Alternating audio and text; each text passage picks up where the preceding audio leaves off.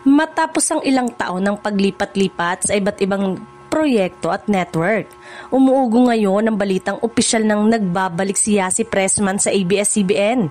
Mas lalo pang uminit ang usap-usapan ng mas pata ng aktres na kasama ang ilang high-ranking executive ng ABS-CBN na tila nagpapahiwatig ng muling pagiging kapamilya ng actress-host model. Ayon sa ilang insider, ang presensya ni Yasi sa ilang private meetings at gatherings kasama ang mga boss ng ABS-CBN ay indikasyon na may malalim ng pag-uusap tungkol sa kanyang official network comeback. Hindi man kumpirmado kung ito ba ay para sa isang long-term contract o project-based collaboration. Malinaw na may magandang direksyong tinatahak ang kanyang relasyon sa network. Sa social media, sunod-sunod ang reaksyon ng netizen na natuwa sa balitang posibleng kapamilya na ulit ang aktres.